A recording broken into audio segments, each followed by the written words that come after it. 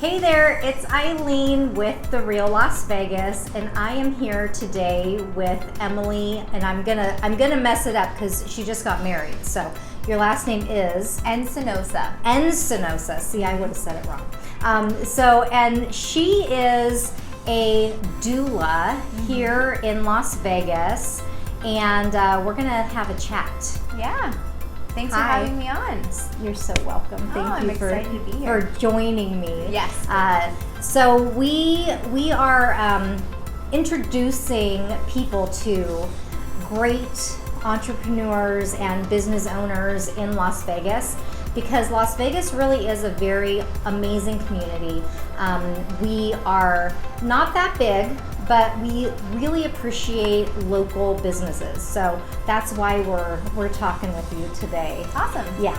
So how did you come to Las Vegas? I moved out here 5 years ago, and I was living in New York City before I made the move to Vegas. I had a job opportunity at Lifetime Athletic, which is a corporation. And when I was living in New York, I worked as an independent trainer with a small group of independent trainers in the fitness industry. So I knew that eventually going back into business for myself was always the long-term goal. But first I went to Lifetime in Summerlin and established myself in my community there. And then I went on to having business for myself. But yeah, I moved out here to take a job. I think a lot of people get here that way. Yeah. So the other story usually is I followed a guy or I followed a girl. Yeah.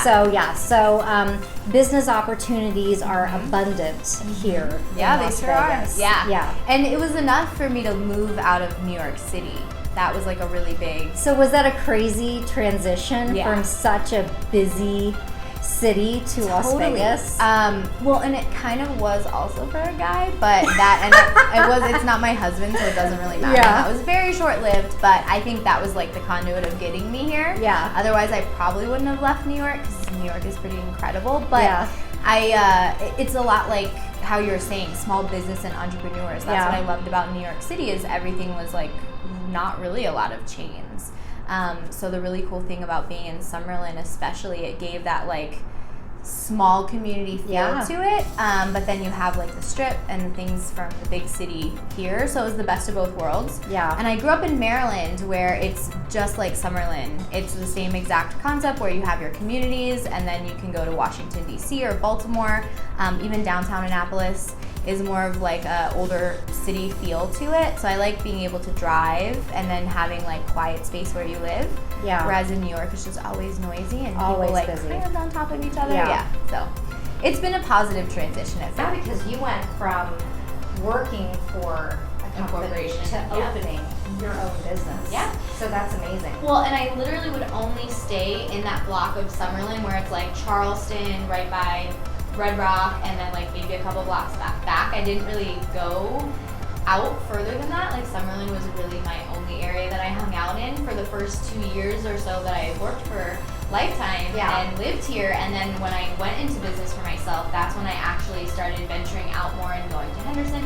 Now I drive all over the place. I was at like a birth in like back by Sandpoint Stadium off of like historic Water Street, and then literally like later that night I had to go to an induction at Centennial Hills Hospital. So I see all sorts of different things in places that I've never seen before. You sound like me. I'm from one end of the spectrum to the other, but it's cool because we still have those super interesting vintage areas of town, historic areas of town, and then you have high rises, and then you have just your suburban residential areas. So it's pretty cool. Yeah. So so for those of you who don't know, I have had 5 children. I never used a doula, and I'm so jealous that now I know you, and I keep hearing my daughters are having friends who have used doulas, and I'm like, okay, my birthing experience could have been totally, different. Had I known, and I'm going to really date myself here. My mom had a friend who had a baby at home. And she had a doula, I believe a doula. And I remember thinking, why? why would anyone give birth at home? Yeah. And now it seems to be trending that more and more women are having their babies at home. Mm-hmm. So, I mean, can you explain to me, first off, what is a doula? So doulas aren't just specifically for home births. We can also go into the hospital, but yes, they are definitely more common in a home birth as well because we usually accompany a midwife. A doula is emotional and really physical support during that labor period. So we're providing counter pressure to mom, rubbing her back, different comfort techniques. And this is all during, and encouraging words, words of affirmation, really just like anything that they need in that moment. We're there with their partner, providing a safe birthing space for mom to be able to get through. But before you actually go into labor, we're there to provide education on how birth goes, what the stages of the labor are, and if you're birthing in a hospital, we talk about informed consent. So why they do certain procedures, the evidence-based practice behind either abstaining from it, or if we do need to intervene in labor, like what the pros and cons are. So really letting them know all of their options, educating them. To me, when you have some type of labor support during childbirth, whether that's at home or in the hospital, your birth outcomes are going to be more positive. And working in the fitness industry for such a long time, I saw moms that would come to me and they are like, okay, my kids are finally in college, now I can get back to taking care of myself. And I always thought like there has to be another way that I can do this. And really, it's almost like, I mean, it's not even almost. Mothers give so much of themselves. It's such a sacrifice to carry a child and birth a child and bring life into this world and care and tend for that baby. From, infancy to adulthood, you're giving so much of yourself constantly. It's this selfless thing. How do we continue to fill up our cups and be empowered so that we can give better? And I think it starts from the birth experience. Women have so much emphasis on all of our success and our image and all of these things. We have so many things that we have to check off in a day that if you can still have some of that and feel really like powerful and confident about yourself, if we can give that to you throughout the birthing process instead of having it feel like it was taken away, or if it was just something that happened to you, we're going to feel better in postpartum and beyond. So you're just creating healthy boundaries and empowering yourself and educating yourself.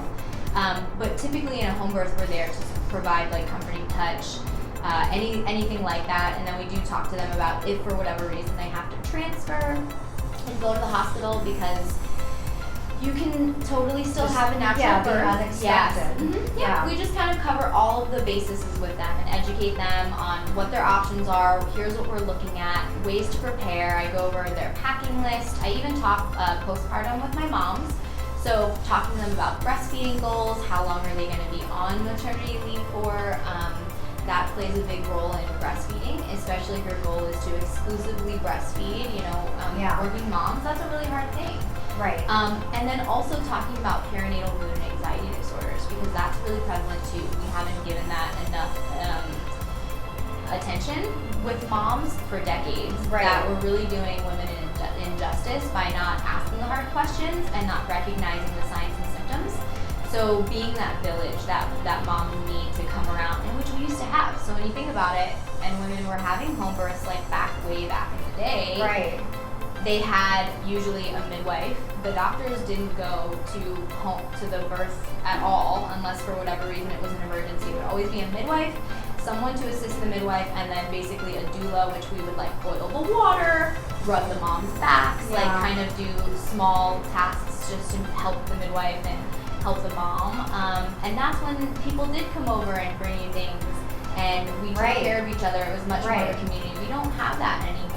Yeah, because you would have, a whole family would live within, a certain block radius of each other, and they would come in and check in. Yeah.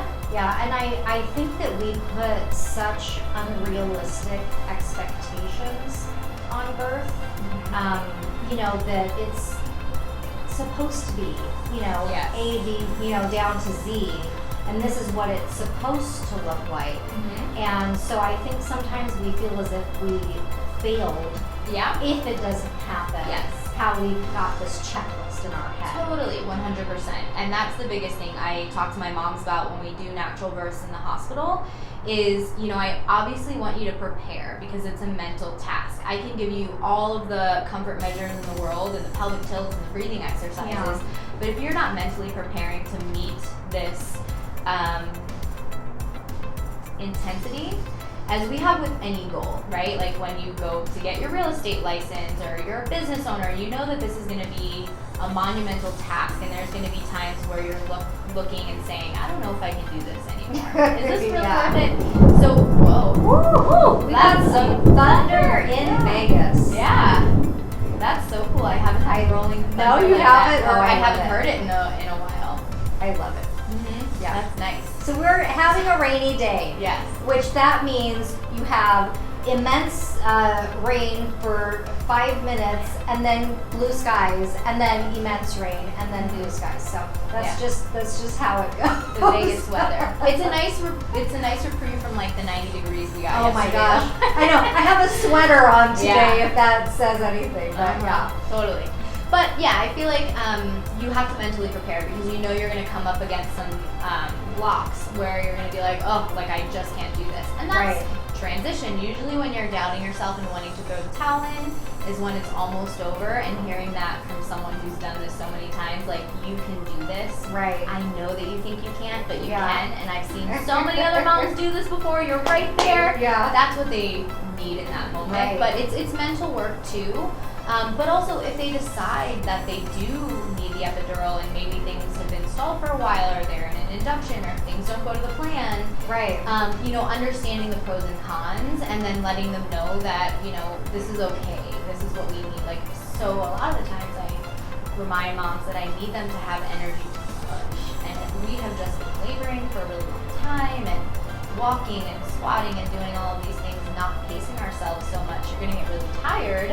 And then when it comes time to push, that can be a lot of a challenge, especially in the hospital, just because it's you experience a lot more coach pushing, whereas like at home, we kind of just let you do your thing. It's very hands-off depending on the midwifery care that you have or what your goals are specifically.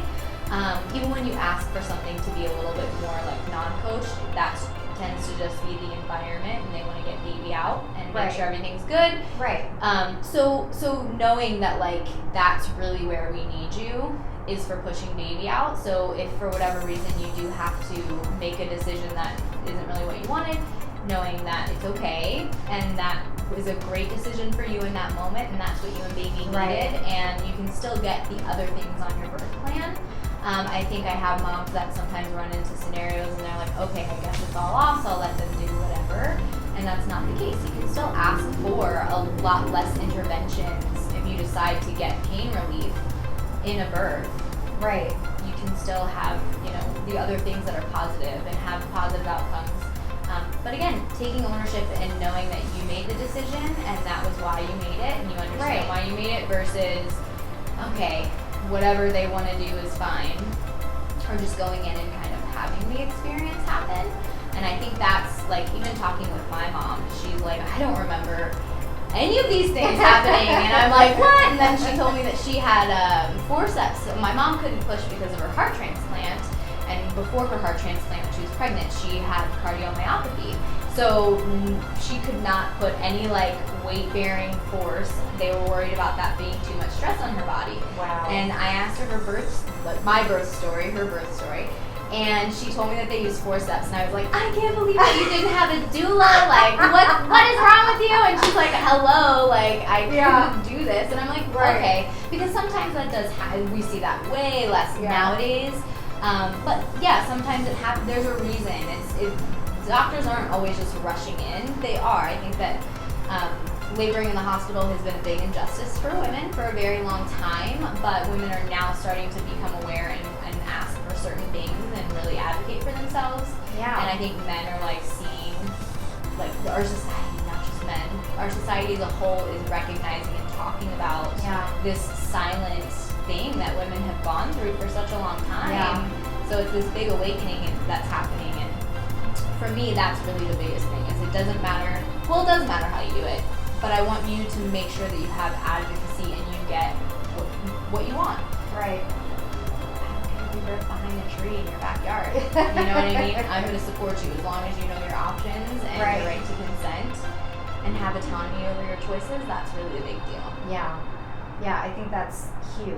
Mm-hmm. Well, so my first birth was kind of high risk. Uh-huh. And so because of that, I would have been scared Yeah. to death. Yeah. You know, to not be in a hospital. Mm-hmm. You know, so I mean, and it's great that you partner with, you know, the hospitals to be able to go in Mm-hmm. and offer support. Because I'm sure there's women like me who are like, oh my gosh, I would never do, you know, that at home. I would be too scared. Mm-hmm. You know, so you can still get Totally. that support that you need. Well, yeah. and even when you're high risk, it's also about knowing what the risk is and what you're looking out for too. Because most of my clients, even if they are high risk, if we're not looking at an induction where they have to be, where labor has to be induced, and they're still being allowed to go into spontaneous labor, then we try to still labor at home on their own as long as they can. As long as they don't have to go in for any antibiotics or procedures or anything like that prior to them going into labor, you can still achieve a lot of the things, even if you're high risk. You know, you can still walk while you're being monitored. Right. And I think that's the biggest thing is we just let that fear kind of be like, well, oh no, I have to do whatever my doctor says. But you can actually still do things that improve your birth outcomes. Yeah, well, and it was crazy. So I have 2 grandbabies. Mm-hmm. My first grandbaby was born, you know, with a doctor who, I mean, it was an okay experience for my daughter, but she really did feel like she really didn't have any control over it. Yeah. And then you recommended another doctor who, I mean, night and Oh, is it? day, Dr. Wilkes. Yes. Yes. I mean, he was, and at first I forgot, I'm like, how did we find, I mean, he was like, an angel came from heaven, you know, and just was, he was fabulous. You know, and I know you work with his office quite a bit. And they're all high risk. Yeah, I mean, and he was just phenomenal. Yeah. I couldn't have been more pleased. I'll have to ask permission, but I have a picture of when she was actually like pushing. My other daughter was taking a picture, and Dr. Wilkes says, "Oh, we're taking photos," and he like did this duck face, like badass, like That's you know, amazing. looking like he was doing a photo shoot, you know. And I mean, you could see her boyfriend just cracking up, and I was like, oh my gosh, like, and she had no clue. She was perfectly, you know, good, and I mean, it was just so funny.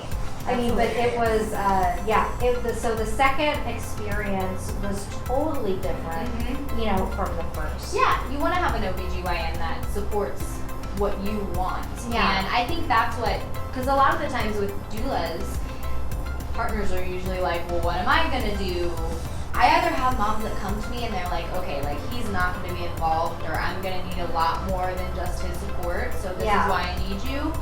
Or they're like, you know, he's kind of on the fence, like we don't really know what you do. Are you there to replace him? Don't know till you get in the room and you're going through that experience. Yes.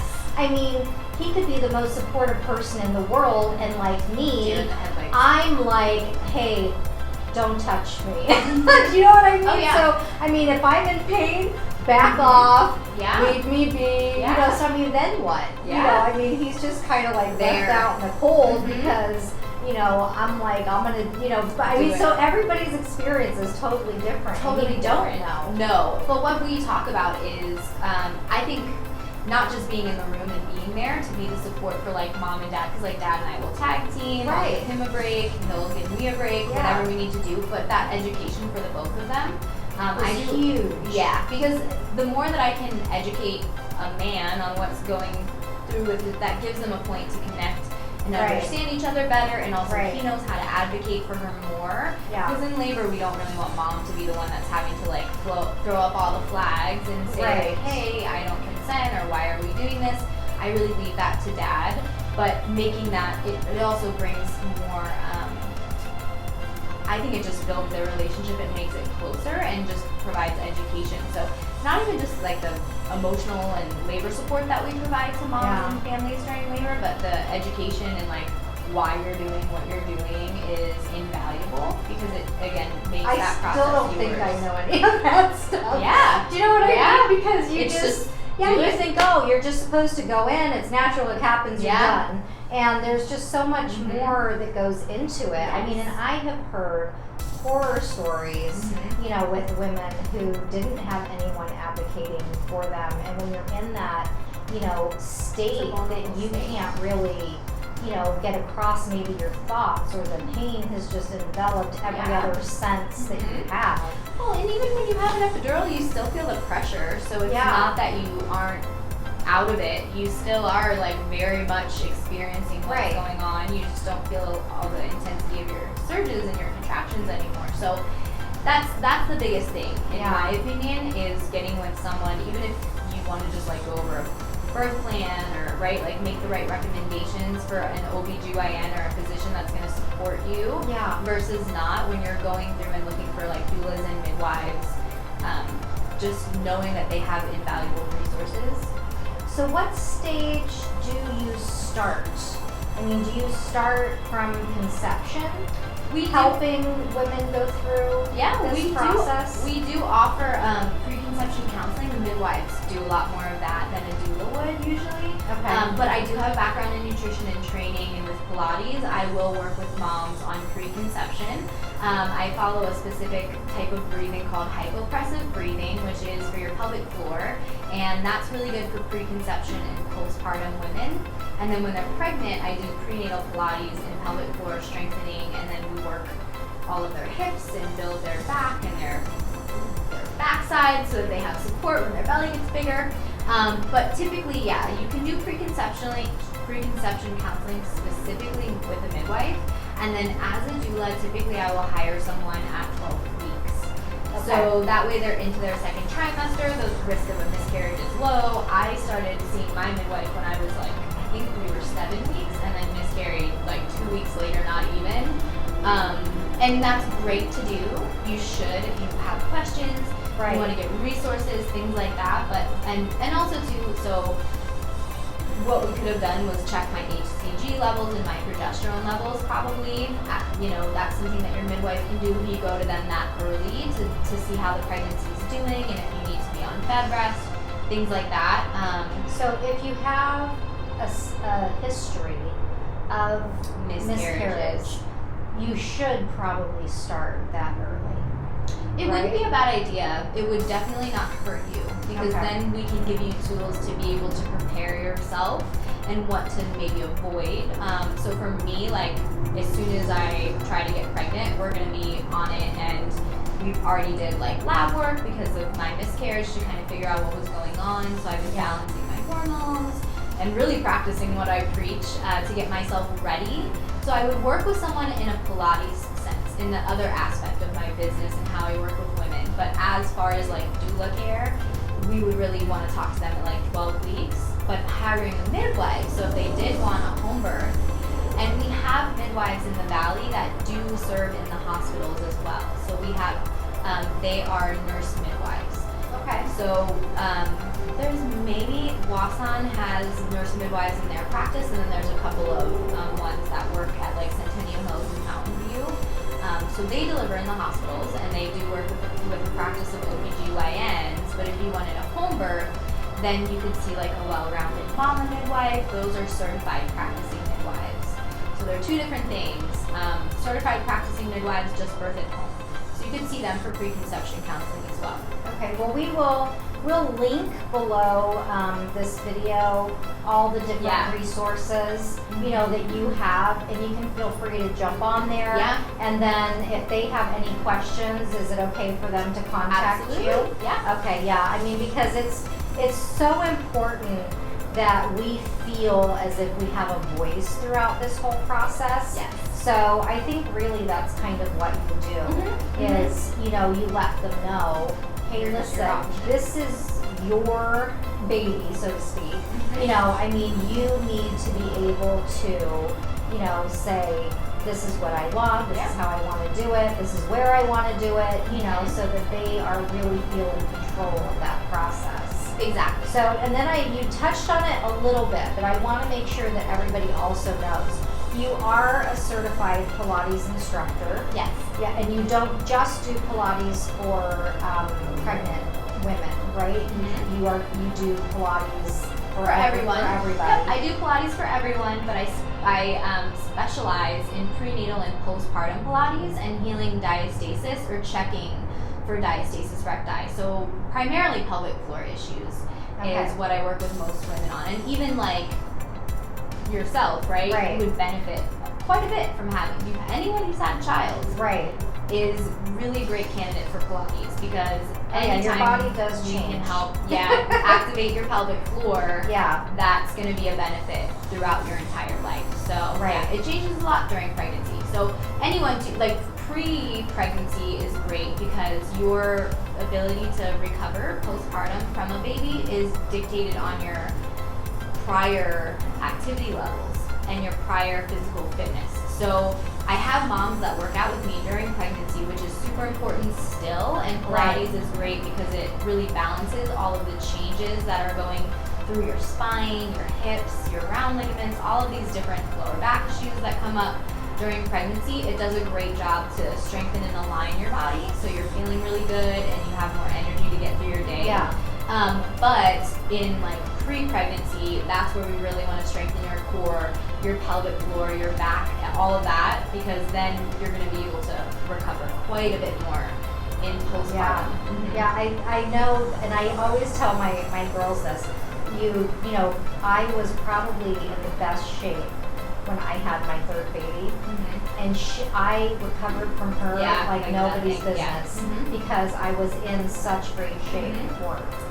And it dictates throughout. So I am a big advocate for prenatal care, especially because too you don't know how to move your body. There's so many different changes that are happening. You really want to work with someone who understands prenatal fitness. And you can still strength train. It's just Pilates is very, very specific to your pelvic floor, and that's where all of these changes are happening.